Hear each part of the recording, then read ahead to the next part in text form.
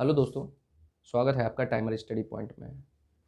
दोस्तों, इससे पहले भी हमने आपको कुछ हंसाने के लिए, गुदगुदाने के लिए लोकल लैंग्वेज में हिस्ट्री के, पॉलिटी के, कुछ करंट टॉपिक से रिलेटेड वीडियो शेयर किए थे।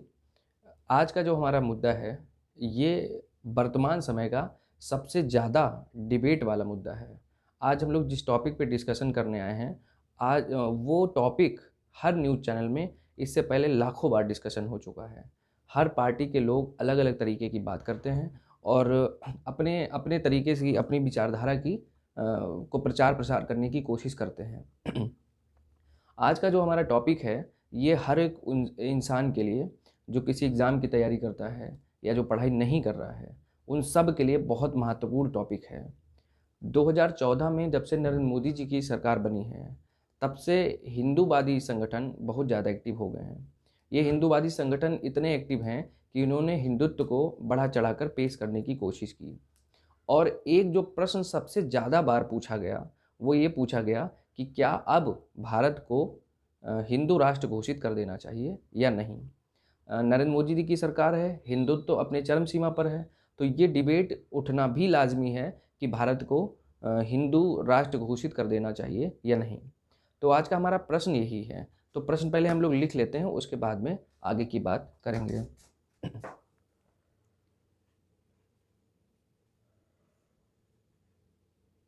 क्या भारत को हिंदू राष्ट्र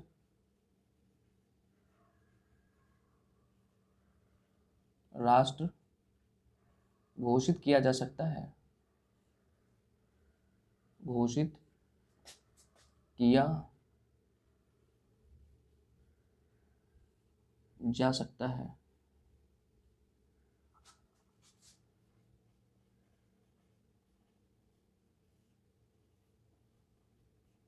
या नहीं? दोस्तों, आज का जो सबसे बड़ा प्रश्न है कि क्या भारत को हिंदू राष्ट्र घोषित किया जा सकता है या नहीं। दोस्तों, हम लोग किसी भी हवा हवाई में ना पढ़ते हुए, यानी हम लोग खाली डिबेट को नहीं सुनते हैं। हम लोग क्या करते हैं, तथ्यों पे बात करेंगे। तथ्यों का मतलब भारत के संविधान में ऐसा क्या प्रावधान है, ऐसा क्या लिखा है जिससे इस क्वेश्चन का आंसर आपको आसानी से मिल सके। हम लोग बात ये भी करेंगे कि अगर कर सकते हैं तो किस प्रकार कर सकते हैं। हम लोग ये भी बात करेंगे नहीं कर सकते तो क्यों नहीं कर सकते। क्या ऐसी चीज़ें हैं जिनको अगर फॉलो कर लिया जाए तो हो सकता है, क्या अगर ऐसी चीज़ें हैं जिनको फॉलो नहीं किया जाए तो नहीं हो सकता।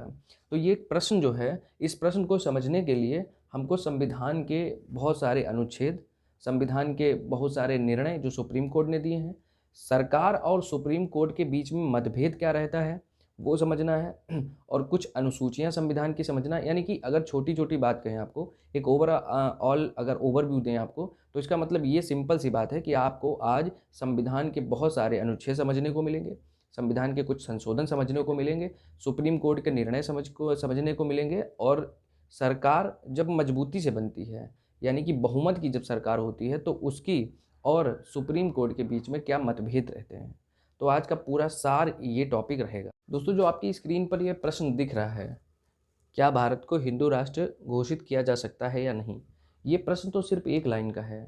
लेकिन आप अगर इस प्रश्न का आंसर तथ्यों के साथ देना चाहेंगे तो आपको इतना सब समझना पड़ेगा।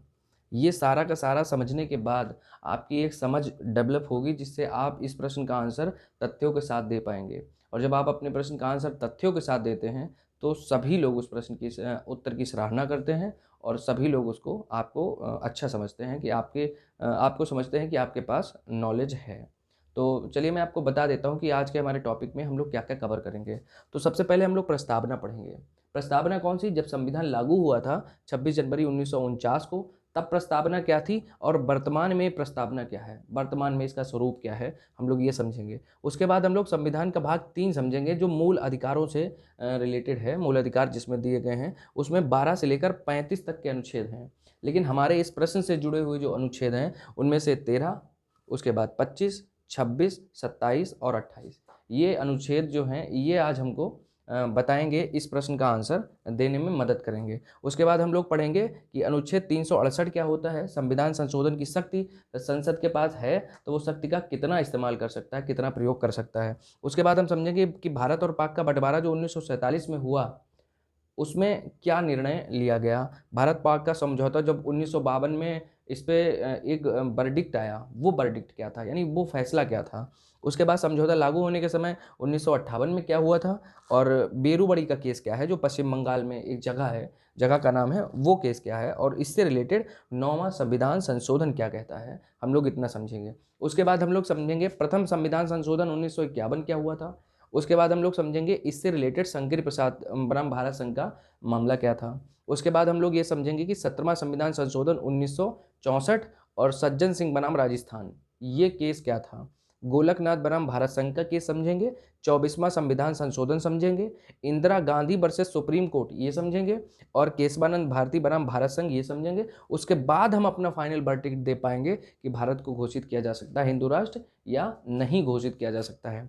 दोस्तों, इस पूरे के पूरे वीडियो को बनाने के लिए मैंने जहाँ जहाँ जिस सोर्सों का अनुगमन किया है, उन सोर्सों में मैं आपको दिखाना चाहूँगा। ये एक बुक है, आज़ादी आधी रात को, ये डोमिनिक लापियर और लैरी कॉलिंस की ये बुक है। इन्होंने बहुत अच्छा, इनका डिटेल एनालिसिस था, इन्होंने एक बुक लिखी, मैंने कुछ तथ्य इससे लिए हैं।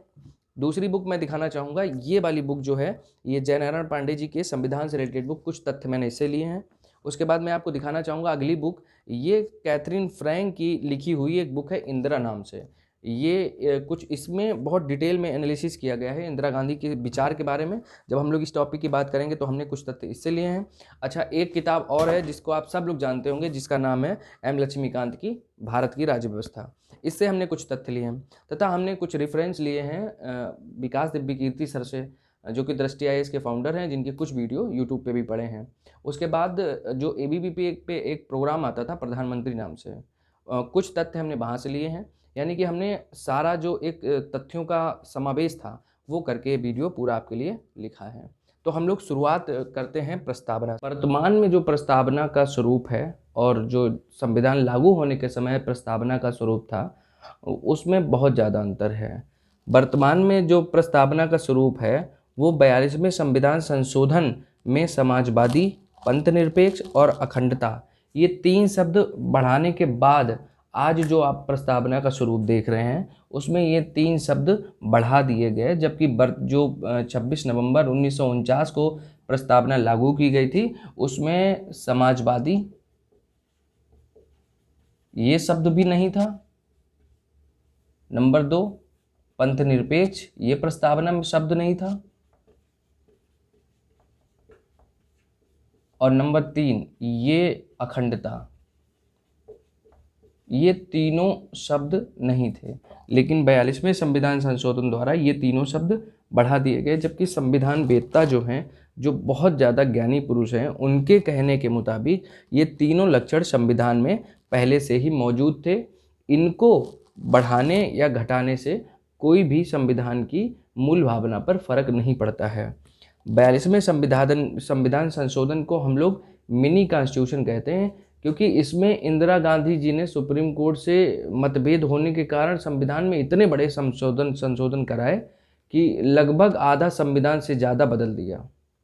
तो प्रस्तावना का अभी जो स्वरूप है वो पहले के स्वरूप से अलग था।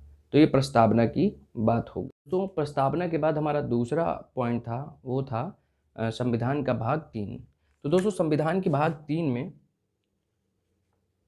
संविधान का भाग 3, संविधान के भाग 3 में मौलिक अधिकारों के बारे में बात की गई है।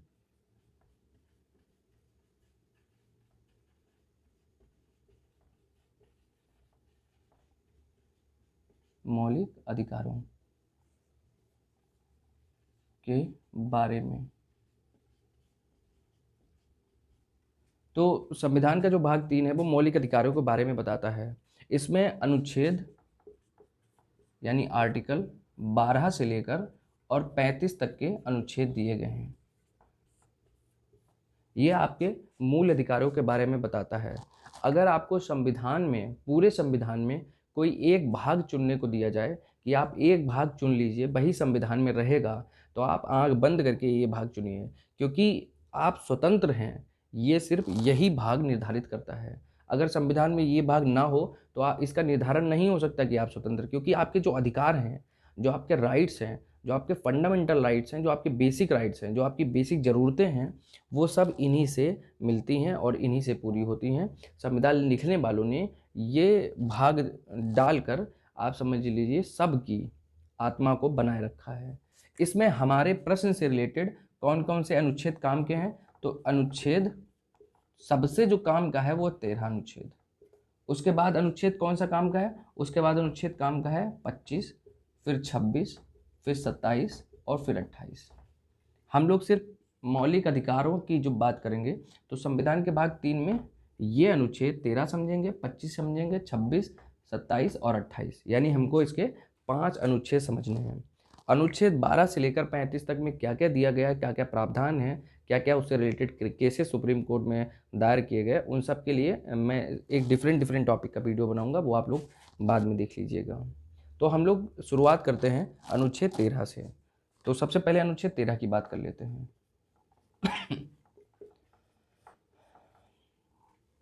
दोस्तों, अनुच्छेद 13 ये सबसे ज़्यादा महत्वपूर्ण अनुच्छेद पूरे संविधान में अगर आपको लेना हो तो कुछ जो 5 या 10 अनुच्छेद आप जो लेंगे 395 में, जो आप 5 या 10 अनुच्छेद चुनेंगे, उसमें सबसे महत्वपूर्ण अनुच्छेद है वो अनुच्छेद 13 है। अनुच्छेद 13 इसलिए भी महत्वपूर्ण है क्योंकि अनुच्छेद 13 ही आपको पूर्ण स्वतंत्रता प्रदान करता है। चलिए पता करते हैं कैसे। तो अनुच्छेद 13 में ये लिखा है कि राज्य कोई भी ऐसी विधि नहीं बनाएगा, ऐसी कोई भी विधि नहीं बनाएगा जिससे मौलिक अधिकारों का उल्लंघन हो, जिससे मौलिक अधिकारों का उल्लंघन हो, मौलिक अधिकारों का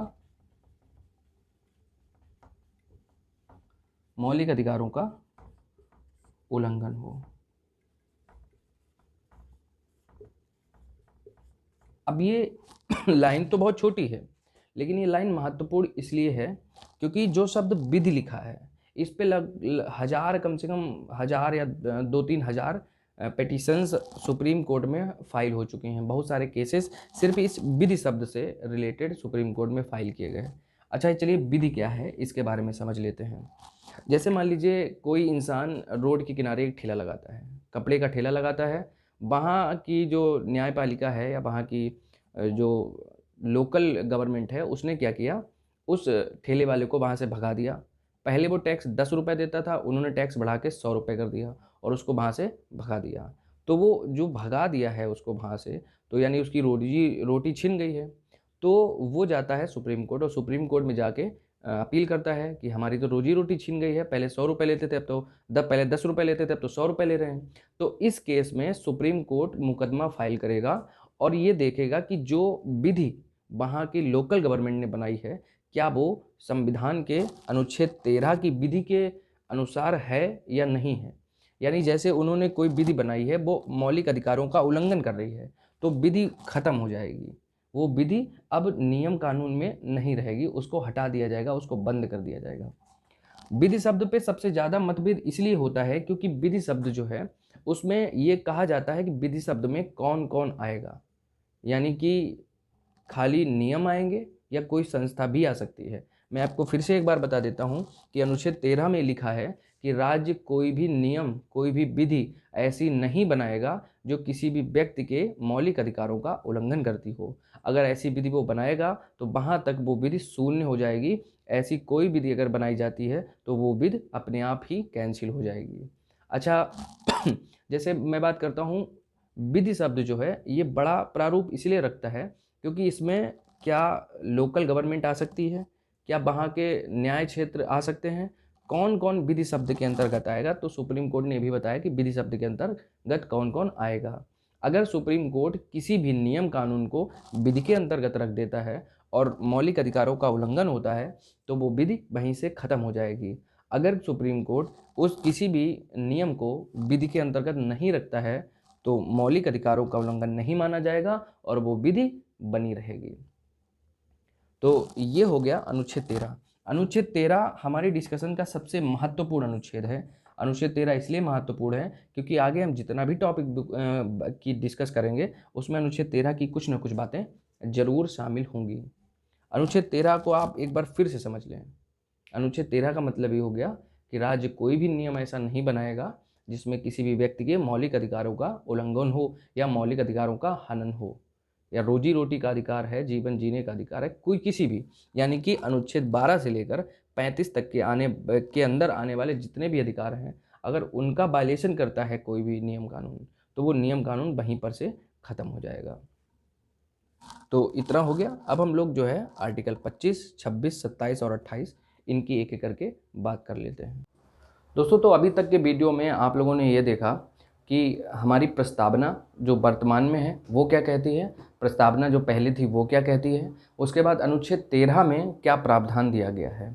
अब हम लोग आगे वाले वीडियो में हम लोग ये पता करेंगे कि धर्म से रिलेटेड, धर्म से संबंधित कौन कौन से अनुच्छेद हमारे संविधान में दिए गए हैं जिससे हमको धार्मिक स्वतंत्रता प्रदान होती है। मौलिक अधिकारों में जो सबसे पहला अनुच्छेद है वो है अनुच्छेद 25।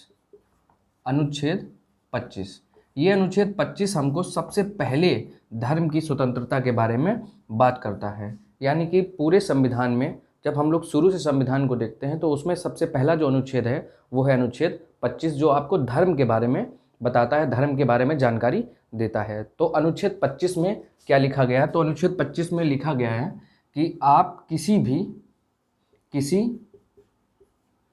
धर्म के प्रचार व प्रसार की स्वतंत्रता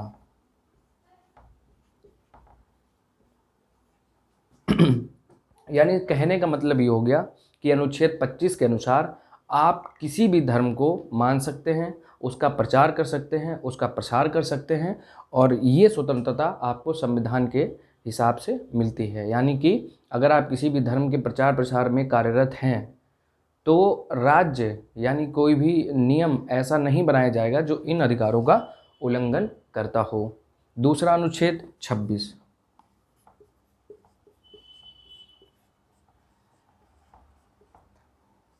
25 वाले अनुच्छेद का बहुत ज़्यादा दुरुपयोग भी किया गया। 25 वाले अनुच्छेद का दुरुपयोग इसलिए किया गया क्योंकि ऐसे अनुच्छेद, ऐसे नियम बनाए गए गलत तरीके से प्रचार प्रसार के लिए भी नियम बहुत सारा बनाए गए। इसीलिए अनुच्छेद 12 और लास्ट में जो अनुच्छेद हैं जैसे 24, 34, 35, 36 हो गया, इनमें भी कुछ ऐसे प्रावधान दिए गए हैं जो ये बताते हैं कि राज्य विधि बनाकर इन अधिकारों पर कुछ तरीके से अंकुश लगा सकता है, जिसमें अवैध रूप से धर्म का प्रचार प्रसार ना हो और अवैध रूप से किसी भी धन का आवागमन ना हो जिससे धर्म के लिए अनुचित ठहराया जा सके। तो अब हम लोग ये पता करेंगे कि अनुच्छेद 26 में क्या लिखा है। तो अनुच्छेद 26 में लिखा है कि धार्मिक कार्यों के प्रबंधन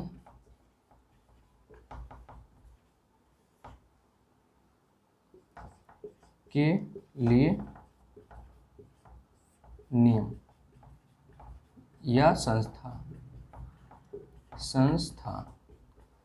तो अनुच्छेद 26 में लिखा गया है कि आप धार्मिक कार्य करने के लिए कोई भी संस्था बना सकते हैं, कोई भी निकाय गठित कर सकते हैं, कुछ लोगों की मंडली बना सकते हैं और धार्मिक कार्यों को संपादित किया जा सकता है।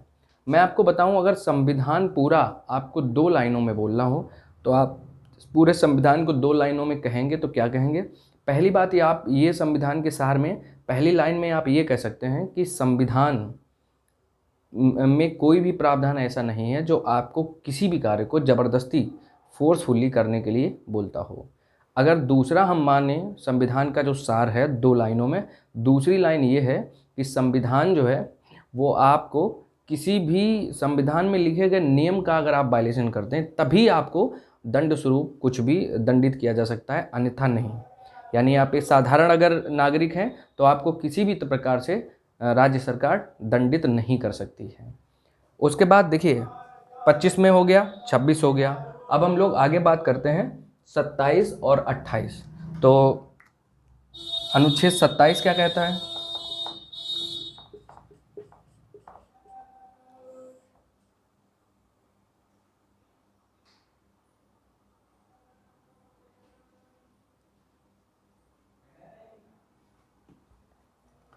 आपके पास 10 लाख रुपए हैं, आपने वो 10 लाख रुपए उसमें से 5 लाख रुपए आपने क्या किया, 5 लाख रुपए आपने किसी संस्था को, धार्मिक संस्था हो या कोई भी हो, उस संस्था के नाम पर आपने कर दिया कि ये 5 लाख रुपए हम किसी भी धार्मिक कार्यों में खर्च करेंगे।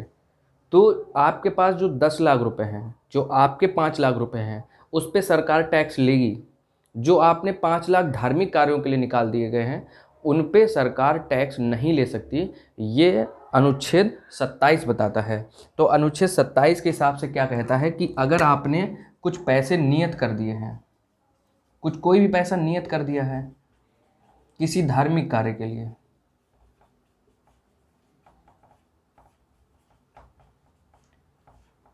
तो आप पर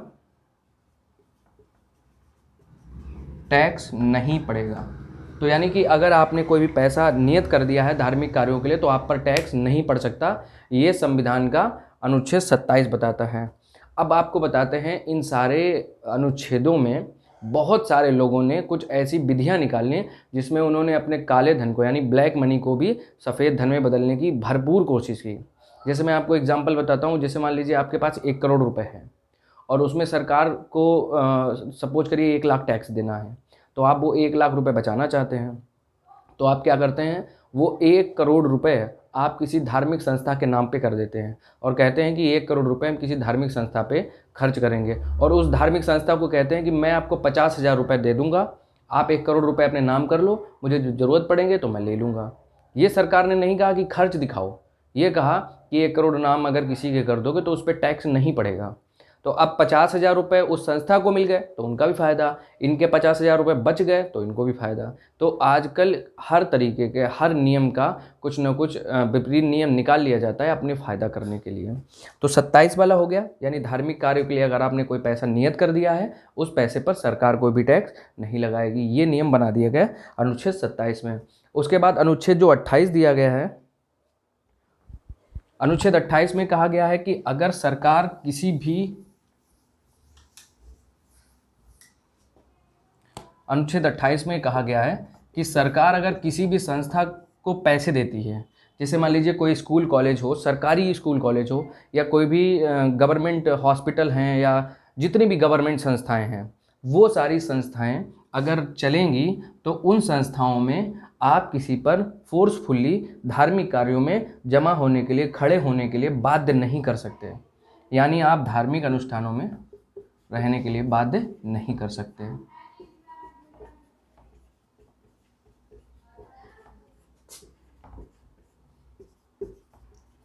रहने के लिए बाध्य नहीं कर सकते हैं, बाध्य नहीं कर सकते हैं।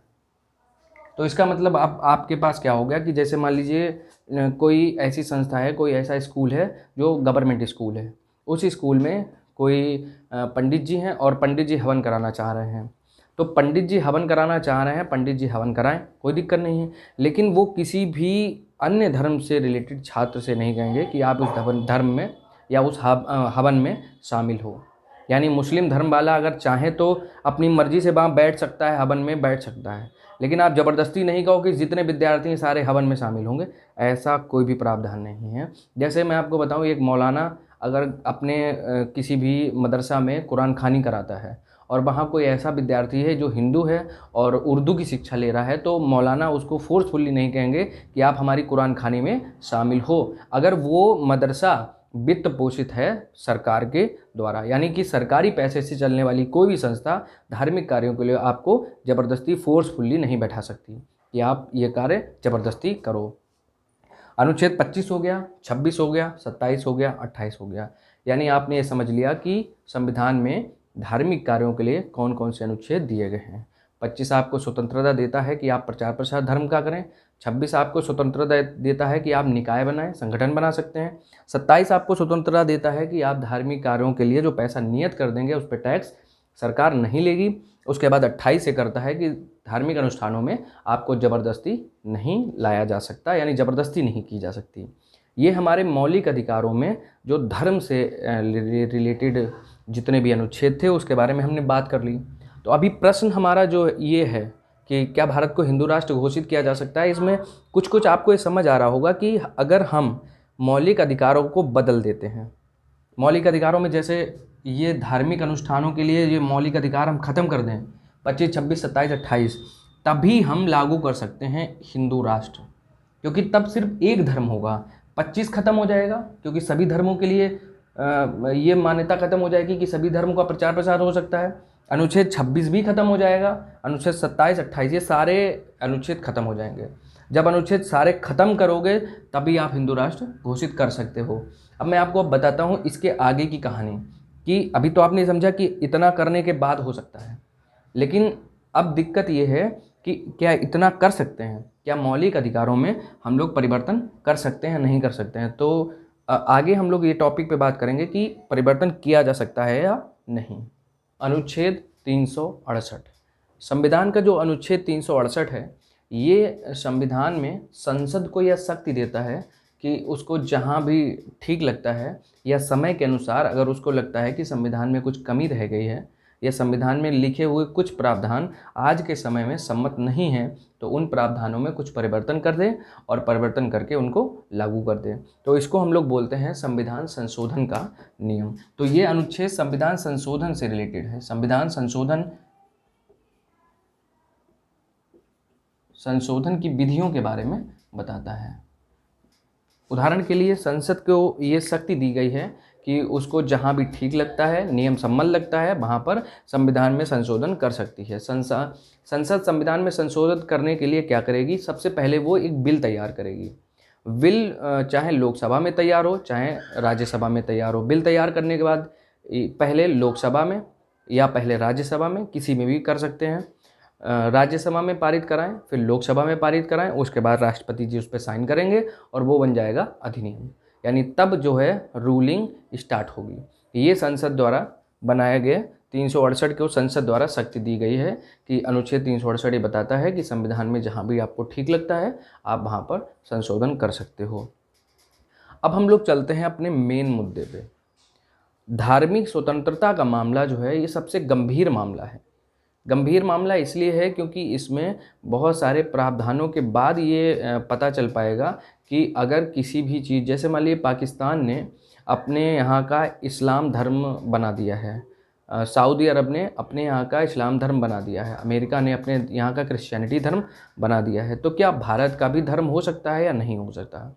संविधान के निर्माताओं की क्या सोच थी कि वो किस तरीके का भारत चाहते थे, क्या वो एक धर्म वाला भारत चाहते थे या बहु धर्म वाला भारत चाहते थे। तो इसी के अनुसार हम लोग आगे बात करते हैं। तो अब मैं आपको बताता हूँ कि हमने जो संविधान की प्रस्तावना डिस्कस की है वो किस लिए की थी। तो संविधान की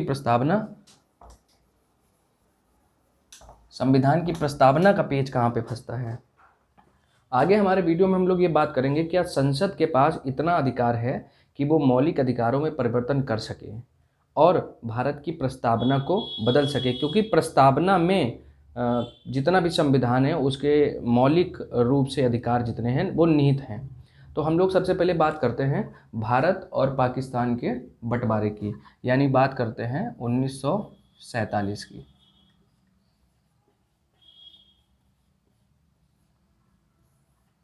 1947 में भारत और पाकिस्तान का बंटवारा होता है। बंटवारा करने के लिए माउंटबेटन साहब रेडक्लिफ को बुलाते हैं इंग्लैंड से। इंग्लैंड से जब आते हैं, अच्छा रेडक्लिफ साहब को भारत के भौतिक स्वरूप के बारे में, ज्योग्राफिकल ऑर्डर के बारे में उतनी जानकारी नहीं होती है, तो वो क्या करते हैं पूरे भारत को बांटते हैं और बांटने के समय सबसे बड़ी गलती ये करते हैं कि जो पश्चिम बंगाल है, पश्चिम बंगाल के पास में बांग्लादेश है जिसको पहले पूर्वी पाकिस्तान कहा जाता था, इन दोनों के बीच में एक जगह पड़ती है जिसका नाम था बेरूबड़ी। बेरूबड़ी जो जगह है उसका बंटवारा करना ही भूल जाते हैं। अब जब करना ही भूल जाते हैं तो सबसे बड़ी प्रॉब्लम ये है कि प्रश्न उठता है कि बेरूबड़ी किसके पास रहेगी, भारत के पास या पाकिस्तान के पास। ये बात 1947 के बाद 48, 49, 50, 51 और 52। तो सबसे पहले ये 1952 में पाकिस्तान ने ये बात उठाई और पाकिस्तान ने कहा कि बीरूबड़ी नाम का, तो पाकिस्तान ने कहा कि बीरूबड़ी नाम की जगह जो है उस पर भारत का कब्जा नहीं है, क्योंकि जो बंटवारा हुआ है उसमें रेडक्लिफ साहब जो है बेरूबड़ी जगह को भारत को नहीं दे गए हैं, और बेरूबड़ी मुस्लिम बहुल क्षेत्र है। तो जब मुस्लिम बहुल क्षेत्र है तो इसका मतलब पाकिस्तान के पास होना चाहिए। वहाँ के लोगों ने बहुत ज़्यादा कानूनी पेच निकाले और ये बात जवाहरलाल नेहरू साहब को पता चली। तो जवाहरलाल नेहरू उस समय भारत के प्रधानमंत्री थे, तो उन्होंने उस समय के पाकिस्तान के प्रधानमंत्री फ़िरोज़ शाह नून के साथ एक समझौता किया गया और समझौता में बेरूबड़ी जगह है उसमें आधा पाकिस्तान को मिलना था और आधा हिंदुस्तान को मिलना था। तो ये बात नियत हो गई। ये फैसला लागू करना था 1958 में। तो 1958 में इस फैसले को हमें लागू करना था। लागू करने के लिए कोई एक नियत संवैधानिक संशोधन होना चाहिए या एक कोई नियत नियम होना चाहिए जिसके थ्रू हम लागू कर सकें। हुआ ये कि पाकिस्तान के यहाँ तो लागू करने के लिए छूट थी, क्योंकि वो तो मुस्लिम बाहुल्य क्षेत्र था। हमारे यहाँ तो सर्वधर्म समभाव की संभावना रहती है। तो इसलिए हुआ ये कि नेहरू जी ने बोला कि अनुच्छेद 3, जो संविधान का अनुच्छेद 3 है, जो कि राज्यों के बंटवारों से संबंधित है। अगर आपको अनुच्छेद 3 के बारे में जानना है तो हमारे डिस्क्रिप्शन में हमने इससे पहले जो एक वीडियो बनाया था उसमें हमने अनुच्छेद 3 के बारे में बताया था, आप उसको जाके देख सकते हैं। अनुच्छेद 3 में राज्यों के बंटवारे के बारे में लिखा था। तो जवाहरलाल नेहरू साहब बोले कि या तो अनुच्छेद 3 के हिसाब से कर लो बंटवारा, बेरूबड़ी की जगह दे दो और ले लो, अपने भारत में मिला लो, और या तो कुछ नए प्रावधान किए जाएं, संविधान में संशोधन किया जाए। ये बात उस समय राष्ट्रपति जो हैं डॉक्टर राजेंद्र प्रसाद, उनको पता चली और उन्होंने क्या किया, एक शक्ति का प्रयोग किया। शक्ति का प्रयोग का मतलब ये कह सकते हैं कि संविधान में 143 अनुच्छेद जो है वो राष्ट्रपति को ये शक्ति देता है कि वो सुप्रीम कोर्ट से किसी भी मुद्दे पर सलाह मांग सके। सलाह मानना या ना मानना उनके अपने पर्सनल मैटर है, लेकिन सलाह मांग सकते हैं। तो उन्होंने जब सलाह मांगी तो सलाह मांगने पर सुप्रीम कोर्ट ने सलाह दी कि आप अनुच्छेद 3 के हिसाब से नहीं कर सकते। और प्रस्तावना में एक शब्द है, शब्द क्या है, गणराज्य। गणराज्य का मतलब आप जितना भी भारत है उसको बंटवारा करने से पूर्व वहाँ के लोगों की सहमति होना जरूरी है। ये पेच फंसा तो उन्होंने कहा कि आप नहीं कर सकते और संविधान का संशोधन करना पड़ेगा। तो इस बेरूबड़ी क्षेत्र को अपने में मिलाने और आधा भाग देने के लिए एक समझौता किया गया और समझौते के बाद एक संविधान संशोधन किया गया जिसको हम लोग भारतीय संविधान में 9वां संविधान संशोधन बोलते हैं।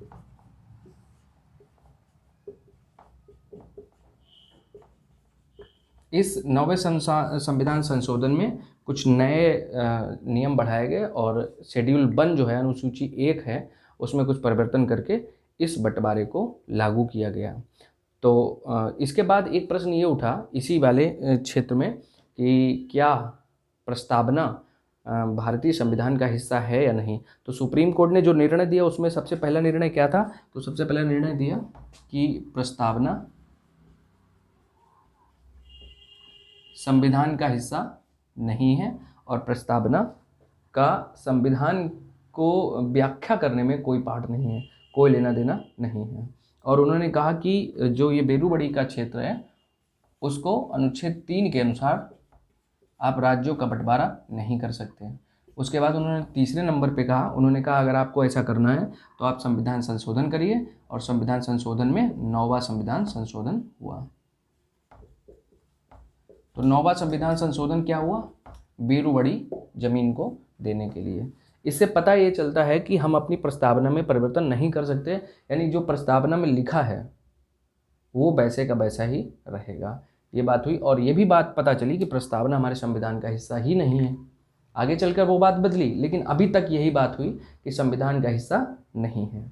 ये आपने समझ लिया कि एक पक्ष क्या है, प्रस्तावना से रिलेटेड हमारे पास क्या पक्ष एक है। अब हम लोग समझते हैं कि मौलिक अधिकारों में जो मुख्य केस सुप्रीम कोर्ट में दायर किए गए वो क्या थे और उनके मुख्य फैसले क्या थे, उसके आधार पर हम इस वाले प्रश्न का उत्तर दे पाएंगे, क्योंकि मौलिक अधिकार धार्मिक अधिकारों के अंतर्गत ही आते हैं और जो मौलिक अधिकार हैं उनको धार्मिक अधिकारों के संबंध में ही जोड़ के देखना चाहिए। तो दोस्तों अब प्रस्तावना की बात तो हो गई, अब हम लोग शुरू करते हैं मौलिक अधिकारों से रिलेटेड जितने भी सुप्रीम कोर्ट में केसेस आए हैं और संसद का उसमें जो मतभेद रहा है उसके लिए बात करते हैं। बात है 1951 की, जवाहरलाल नेहरू प्रधानमंत्री थे अपने यहाँ के। तो 1951 में सबसे पहला यानी कि प्रथम संविधान संशोधन हुआ। प्रथम संविधान संशोधन किया गया। प्रथम संविधान संशोधन के समय जवाहरलाल नेहरू हमारे यहाँ के प्रधानमंत्री थे यानी पीएम साहब थे। उन्होंने जो प्रथम संविधान संशोधन किया गरीबों के हित के लिए किया, अमीरों को नुकसान पहुंचाने के लिए किया। तो बहुत सारे अमीर लोग भड़क गए। गरीबों के हित के लिए कैसे था, तो इसमें भूमि सुधार संबंधी बहुत सारे नियम पारित किए गए। जैसे अगर जमींदारी प्रथा चली आ रही है और किसी के पास 1000 बीघा ज़मीन है, मान लो 100 एकड़ ज़मीन है और किसी के पास एक भी बीघा ज़मीन नहीं है, एक भी एकड़ ज़मीन नहीं है, तो उन्होंने कहा कि कुछ ज़मीन उनको भी मिलनी चाहिए। ऐसे अलग अलग मतलब ऐसे पूरे देश में भूमि सुधार संबंधी नियम लगाए गए। अब क्या हुआ, जितने भी अमीर लोग थे अलग अलग राज्यों से बहुत सारी खबरें आना शुरू हो गई और बहुत सारे सुप्रीम कोर्ट में पिटीशंस फाइल होना शुरू हो गई कि ये बहुत सारी जिनकी भी ज़मीनें छीन ली जाती थी भूमि सुधार संबंधी, वो सब लोग जैसे राजस्थान में केस हुआ, केरल में केस हुआ, पंजाब में केस हुआ, उत्तर प्रदेश में केस हुआ, अलग अलग तरीके के केस हुए। इसमें जो सबसे पहला मामला जिसने किया वो थे शंकरी प्रसाद जी। तो शंकरी प्रसाद का मामला सबसे पहला मामला इस अनुच्छेद के संविधान संशोधन संबंधी था। तो शंकरी प्रसाद ने क्या किया, शंकरी प्रसाद ने इस संविधान संशोधन में 31 में का और 31 में खा, ये 2 पार्ट जोड़ दिए गए। 31 अनुच्छेद आपको पता ही है, ये अनुच्छेद है 31 अनुच्छेद आपको पता ही है कि ये मौलिक अधिकारों में आता है, क्योंकि मैंने आपको इससे पहले अभी बताया था कि मौलिक अधिकार जो हैं वो 12 से लेकर और 35 तक हैं। 31 उसके बीच में आता है, यानी मौलिक अधिकारों में आपने परिवर्तन कर दिया है। इसी 2 पॉइंट को लेकर शंकरी प्रसाद जी पहुंच गए सुप्रीम कोर्ट। तो सुप्रीम कोर्ट पहुंच गए। सुप्रीम कोर्ट में इन्होंने कहा कि भैया हमारे जो है मौलिक अधिकारों का उल्लंघन हो रहा है, हमारी ज़मीन छीन ली गई है। तो सुप्रीम कोर्ट ने निर्णय क्या दिया, सुप्रीम कोर्ट ने कहा कि भैया ऐसा है कि संसद के पास अनुच्छेद 368 जो मैंने आपको भी समझाया के अनुसार सारी शक्तियां हैं कि वो पूरे संविधान में मौलिक अधिकार हो, प्रस्तावना हो, कहीं पर भी कोई भी परिवर्तन कर सकता है। यानी संसद इतने के अनुसार मौलिक अधिकारों में परिवर्तन कर सकता है, मौलिक अधिकारों में परिवर्तन हो सकता है, अधिकारों में परिवर्तन कर सकता है, परिवर्तन कर सकता है। ठीक, निर्णय आ गया शंकरी प्रसाद के मामले में। निर्णय क्या आया कि मौलिक अधिकारों में परिवर्तन हो सकता है।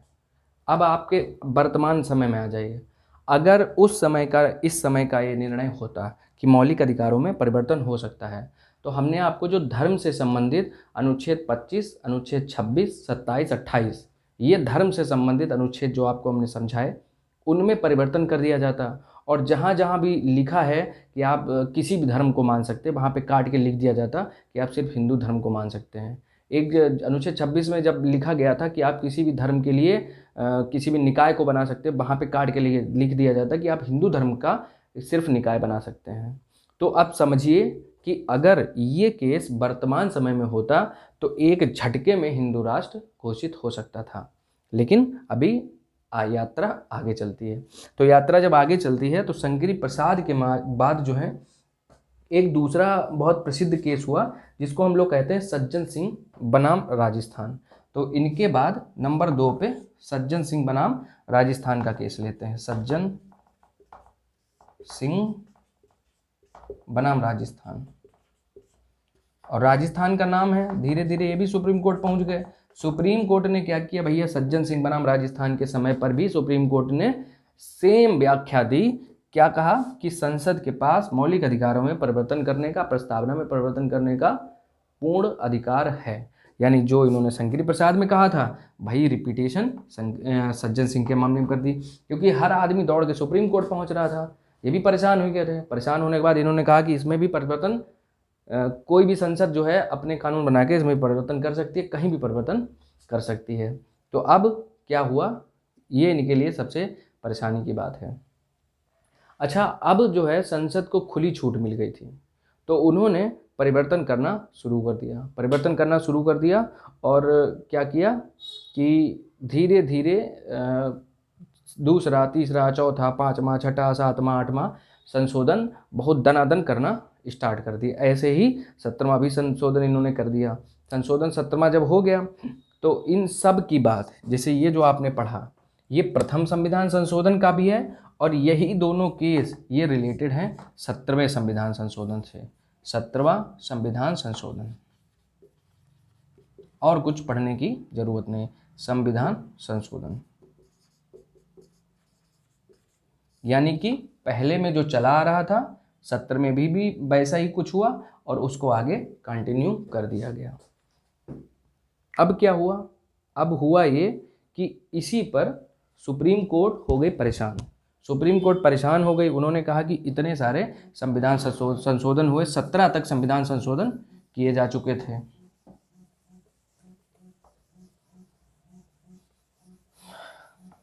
अब हम लोग आगे देखते हैं कि सुप्रीम कोर्ट का मतभेद कहां से शुरू हुआ, हमारे संसद के साथ। तो दोस्तों अभी तक आपने क्या क्या पढ़ा है, तो अभी तक आपने ये समझा है कि प्रस्तावना क्या होती है, प्रस्तावना वर्तमान में और पुराना स्वरूप क्या था। उसके बाद आपने मौलिक अधिकारों को देखा, उसके बाद आपने मौलिक अधिकारों में जहाँ पर धर्म की बात है वो 25, 26, 27, 28। उसके बाद आपने संसद किस प्रकार संशोधन करती है, 368 अनुच्छेद। उसके बाद आपने कुछ महत्वपूर्ण केस और उनके फैसले सुने। अब आप सुनिए कि सुप्रीम कोर्ट का नज़रिया बदला कहाँ से और कहाँ से संसद और सुप्रीम कोर्ट में मतभेद बहुत गहरा आ गए। तो एक साहब थे जिनका नाम था गोलकनाथ। वैसे इनका पूरा नाम जो था वो था हेनरी और विलियम, विलियम। ये बहुत सारे लोग थे लेकिन इसमें मुख्य जो थे वो हेनरी और विलियम गोलकनाथ थे। उस समय इनके पास जो है 500 एकड़ ज़मीन थी और लैंड रिफॉर्म बिल चल ही रहे थे, भूमि सुधार संबंधी कानून चल ही रहे थे, वो तो 1951 से ही शुरू हो गए थे। धीरे धीरे क्या हुआ, इस 500 एकड़ को ज़मीन को इनसे छीन लिया गया और कहा गया कि आप सिर्फ 30 एकड़ ज़मीन रख सकते हैं, बाकी आपको सारी एकड़ ज़मीन जो है या तो सरकार को देनी पड़ेगी और या तो गरीबों में आप बांट दीजिए। अब सोचिए किसी के पास 500 एकड़ ज़मीन हो, एकदम सारी छीन ली जाए और 30 एकड़ बच जाए तो उसको दर्द तो होगा ही। दौड़ के पहुंच गए सुप्रीम कोर्ट। सुप्रीम कोर्ट ने क्या किया, इस बार 11 जजों की बेंच बनाई और 11 जजों की जो बेंच बनाई उसके चीफ जस्टिस उस टाइम पर थे सुब्बा राव जी। तो के सुब्बा राव जी उस टाइम पर सुप्रीम कोर्ट के जस्टिस थे। उन्होंने क्या किया, 11 जजों की बेंच बनाई और बेंच ने 6 और 5 के हिसाब से निर्णय दिया। 6 लोग इस पक्ष में थे कि परिवर्तन नहीं कर सकते, नहीं कर सकते, लेकिन जो 5 लोग थे उन्होंने जो शंकरी प्रसाद के मामले में कहा, जो सज्जन सिंह के मामले में कहा, वही सेम उन्होंने कहा कि परिवर्तन कर सकते हैं। दोस्तों याद रखिए हम लोग मौलिक अधिकारों की बात कर रहे हैं, परिवर्तन कर सकते हैं। इनका जजमेंट तो लगभग 703 पेज का आया था, लेकिन हमने जो मुख्य बात है वो आपको बता दी, परिवर्तन कर सकते हैं। अच्छा, अल्पमत की बात मानी नहीं जाती है, लेकिन ये अपना फैसला स्वयं देते हैं। बात मानी गई इनकी, यानी अब घमासान शुरू संसद के बीच में और सुप्रीम कोर्ट के बीच में, क्योंकि पहली बार ऐसा हुआ जब संसद की बात सुप्रीम कोर्ट ने काट दी और उसने कहा कि अगर कोई भी विधि ऐसी संसद बनाती है जो मौलिक अधिकारों का उल्लंघन करती है वो शून्य हो जाएगी। शून्य क्यों हो जाएगी? क्योंकि अनुच्छेद 13 में, जब आपको मैंने बताया था, तो अनुच्छेद 13 में एक शब्द लिया गया था विधि। अनुच्छेद 13 में इस विधि का रेफरेंस दिया गया। रेफरेंस में क्या कहा गया कि जो भी परिवर्तन हैं, जो मौलिक अधिकारों में परिवर्तन होंगे, वो सारे के सारे परिवर्तन विधि शब्द के अंतर्गत आएंगे। विधि शब्द के अंदर जो भी आएगा वो कैंसिल हो जाएगा, क्योंकि कहा गया है अनुच्छेद 13 में कि संसद या सरकार या राज्य कोई ऐसी विधि नहीं बनाएगा जिससे मौलिक अधिकारों का उल्लंघन हो। यानी सबसे पहले गोलकनाथ के मामले में सुप्रीम कोर्ट संसद से अलग हुई। अब चलते हैं आगे। इतना हो गया। गोलकनाथ के बाद आपको बताते हैं इंदिरा गांधी ने क्या किया। इन सब परेशानियों को दूर करने के लिए संविधान में संशोधन कर दिया। और संशोधन कौन सा किया? संशोधन किया 24वां संविधान संशोधन। और संशोधन में बोला, इंदिरा गांधी जो है बहुत ज़्यादा गुस्सा गई और उन्होंने 24वां संविधान संशोधन किया। और संशोधन करने के बाद संशोधन में उन्होंने बोला कि भैया ऐसा है कि संसद के पास पूरी की पूरी अथॉरिटी है। संसद चाहे तो किसी भी संविधान के चाहे मौलिक अधिकारों चाहे प्रस्तावना हो, सब में संशोधन कर सकती है।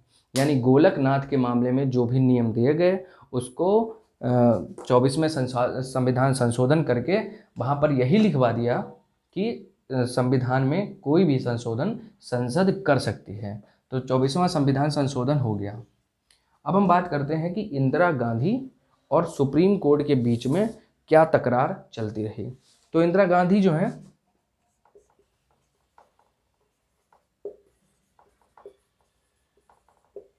इंदिरा गांधी 1966 से पीएम बनी और 1977 तक रही।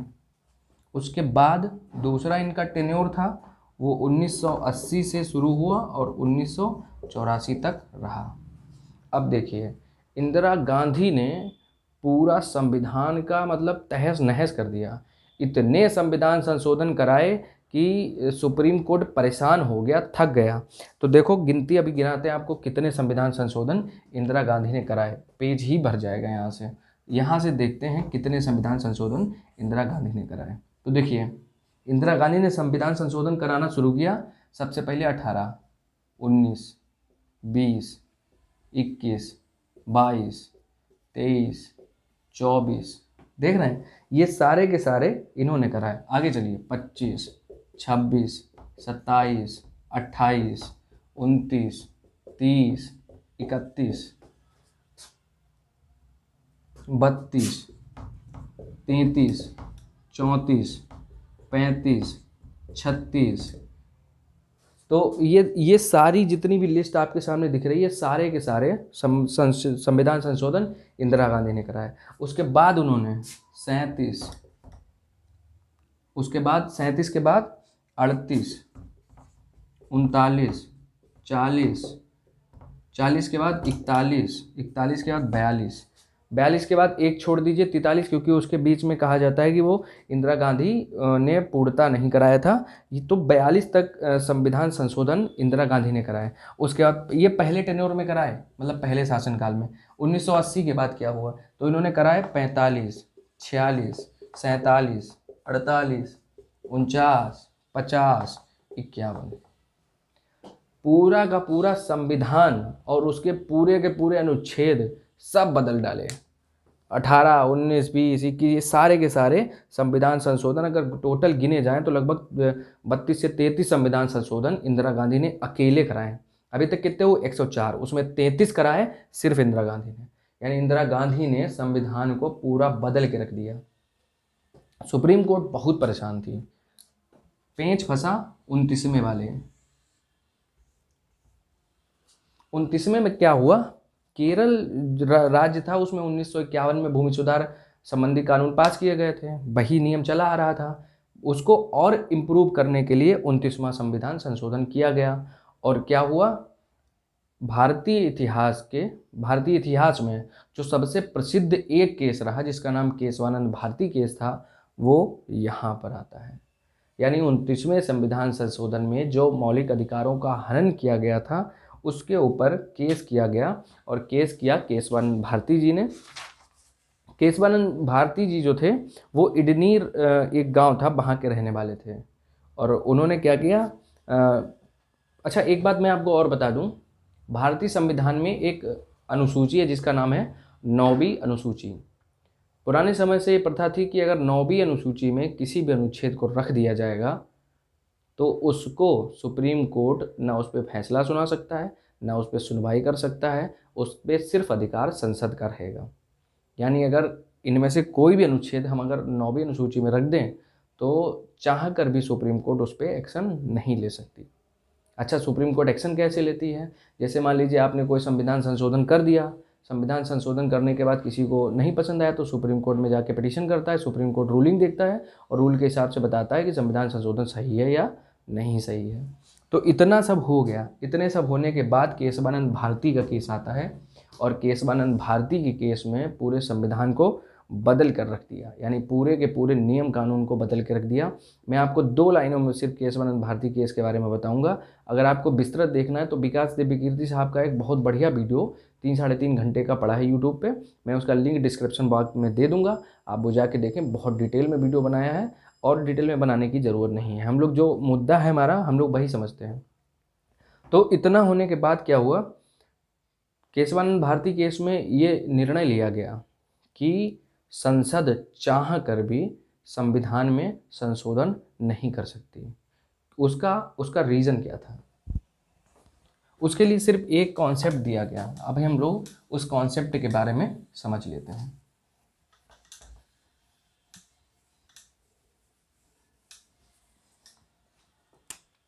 तो ये हो गए केशवानंद भारती केस।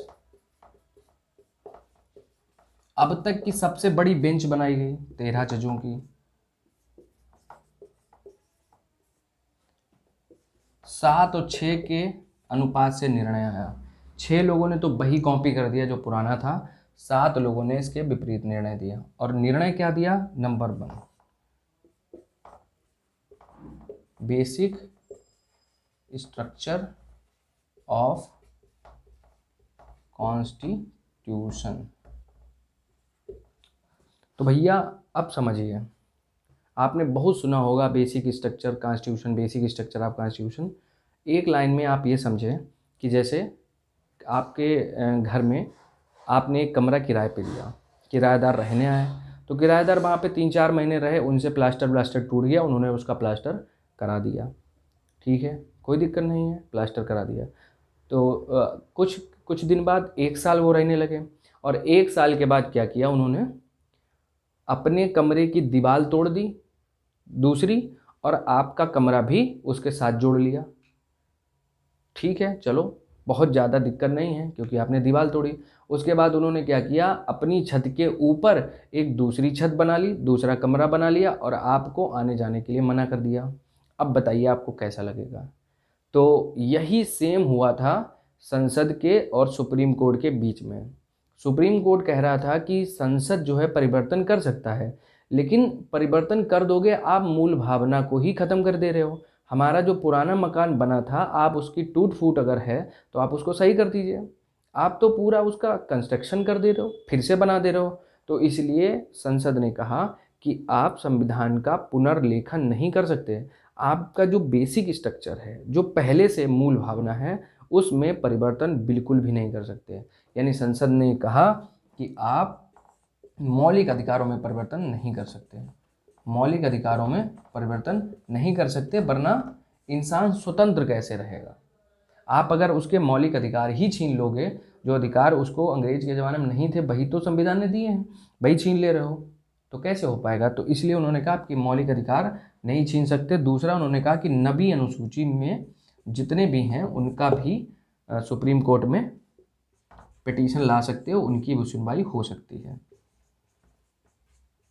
इस केस से ये पता चल गया कि मौलिक अधिकार मौलिक अधिकार कौन से? तो मौलिक अधिकार 12 से लेकर 35 तक, जिसमें 25, 26, 27, 28 धार्मिक स्वतंत्रता का अधिकार है, वो अधिकार भी आप छीन नहीं सकते। तो इसका मतलब साफ हो गया यहाँ से कि हम चाह कर भी मौलिक अधिकारों में परिवर्तन नहीं कर सकते।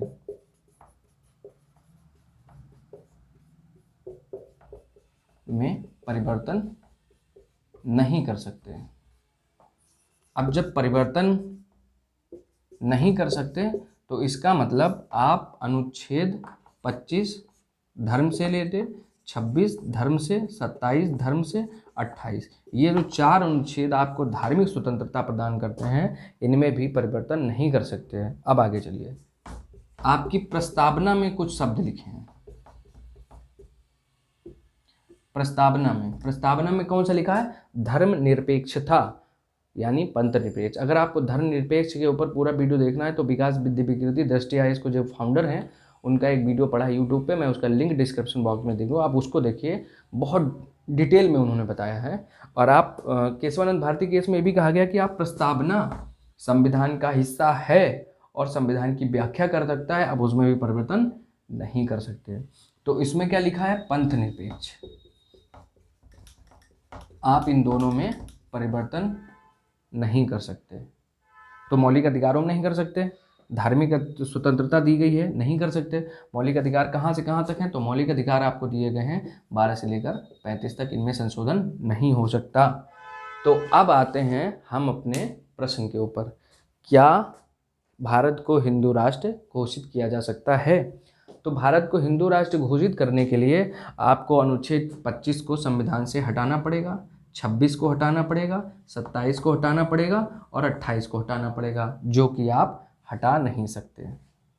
प्रस्तावना में आपको पंथ निरपेक्ष शब्द को हटाना पड़ेगा, जो 42वें संविधान संशोधन से इंदिरा गांधी जी ने लिखा था, उसको भी हटा नहीं सकते। तो जब आप इनमें परिवर्तन नहीं कर सकते तो इसका मतलब आप कभी भी कुछ भी करके हिंदू राष्ट्र घोषित नहीं कर सकते। अगर आपने घोषित किया तो सुप्रीम कोर्ट में आपका ये संशोधन चलेगा नहीं, सिरे से खारिज हो जाएगा और आप जो है अपनी मनमानी घरमानी संसद नहीं कर सकती। प्रधानमंत्री नरेंद्र मोदी चाहे कितना भी दम लगा लें, कितने भी संविधान वेत्ताओं को बैठा लें, लेकिन ये काम नहीं हो सकता। दोस्तों बहुत मेहनत करने के बाद ये वीडियो बना है, लगभग 6-7 कुछ टेक्स में हमने वीडियो इसलिए बनाया। एक बार ऐसा हुआ कि मैंने लगभग 15-20 मिनट वीडियो रिकॉर्ड कर लिया और बाद में देखा तो वीडियो रिकॉर्ड ही नहीं हुआ, तो इसलिए मैंने इसको शिफ्ट में रिकॉर्ड किया है। बाकी अगर आपको अच्छा लगा हो मेहनत हमारी जो भी मैंने इतने दिन से की है, तो प्लीज़ चैनल को सब्सक्राइब करें और प्लीज़ प्रमोट करें। थैंक यू, मिलते हैं अगले वीडियो में। थैंक यू फॉर वॉचिंग, और हमारे अगले वीडियो में कुछ और इंटरेस्टिंग टॉपिक लेके जल्द ही आपसे मिलते हैं। थैंक यू फॉर वॉचिंग, नमस्ते।